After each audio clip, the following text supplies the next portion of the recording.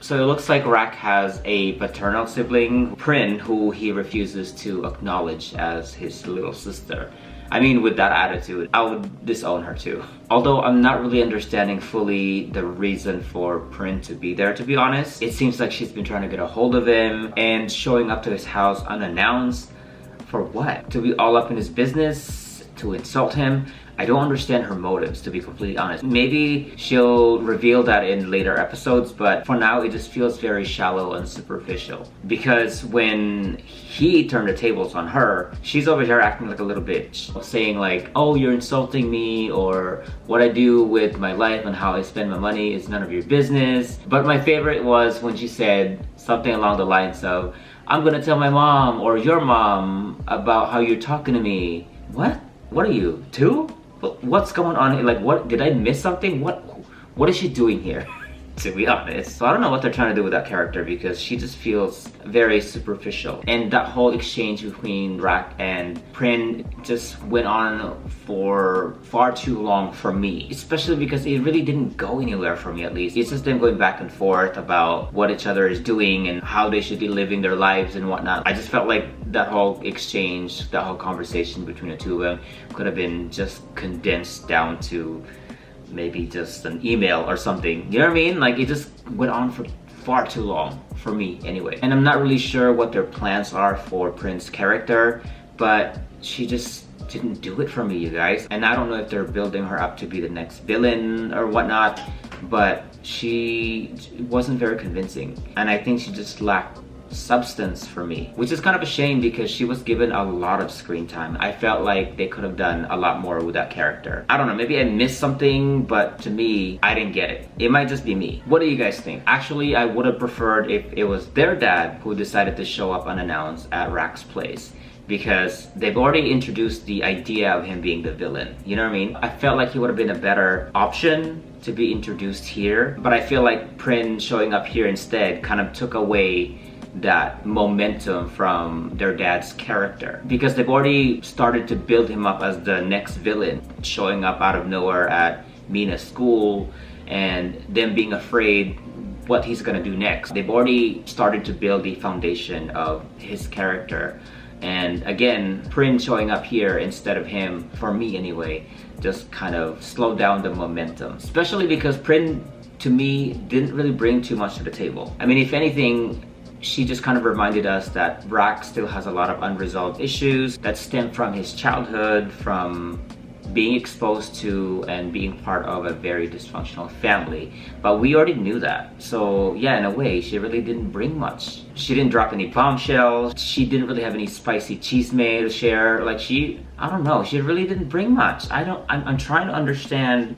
what her purpose was, aside from just being a brat, I guess. So in a way, Prin's character for me, at least the first impression, felt like a missed opportunity. I wasn't mad at her, I wasn't pleased with her. I was more like annoyed by her. But maybe that's by design, because she is a brat, but kind of a bitch too. So, I don't know. She's obviously an adult. It looks like she's older than Mud. So she is too old to be acting that way to me. Maybe I'm just over scrutinizing her, but I really want to root for this character, you know? Especially during this episode, really nothing much went down that I wanted somebody to start some shit, you know? But not this kind of shit. It just felt very superficial and kind of lame. Like, the type of drama that she's trying to stir up, it's not the kind that I would want to continue to follow, you know? It was just like, go away. Like, what is your point here?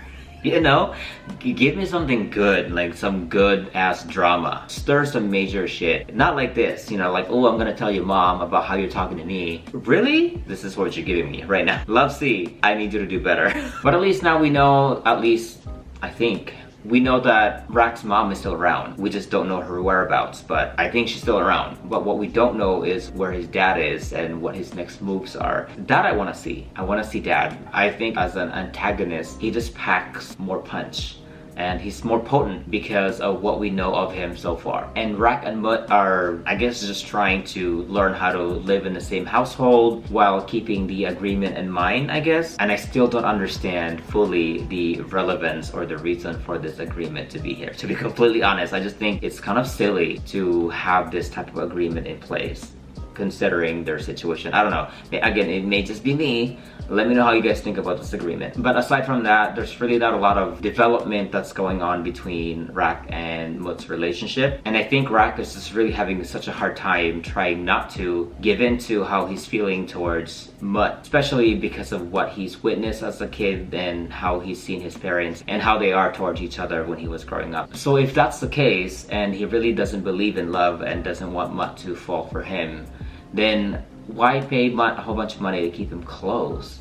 Why have him in your house? Especially after he's already warned you that it doesn't matter how much you pay him or what you tell him, you will not stop him from falling in love with you. And yet there's no efforts made to kind of maybe reconsider this agreement and this living arrangement. You know, he's still here in your house and you're still paying for everything. So it makes me question his initial stance on love, because I think he does believe in love. It's just not the kind of love that's been reciprocated.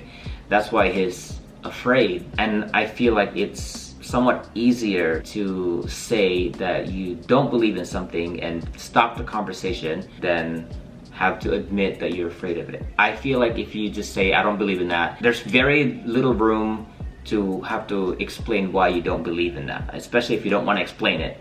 You know, I just don't believe in it. But having to confront your fear of something and having to unpack where this fear is coming from, it just feels a lot more challenging. I don't know, that may not be the case for him, but I'm just trying to understand where he might be coming from. But whatever the case may be, Rak just seems like he has a lot that he has to address and deal with internally. And I feel like every time he's reminded of certain things that is painful, he tends to kind of shut everybody out and sweep things under the rug, which obviously can be very dangerous because things are not being addressed appropriately, and the more you pile up unresolved issues, the more it gets convoluted and they accumulate and they add up, and next thing you know, you just explode and you wonder, how did I get here? My hope is for Rak to eventually and slowly start to open up to whoever he feels comfortable opening up to. And I know it's not easy, and start talking about and addressing some of these traumas he's experienced in the past, because I feel like it's harder to move on and move forward with your life when you have all these excess baggage of unresolved issues, especially when you're entering a new relationship, because you don't know, that person may also have their own baggages that they're carrying around. But I'm hoping that Rak begins to lower those walls and start letting Mahasamut take care of him like he told him he was going to. And when it comes to Muk and V, they're just kind of doing their own thing. I think Muk is beginning to realize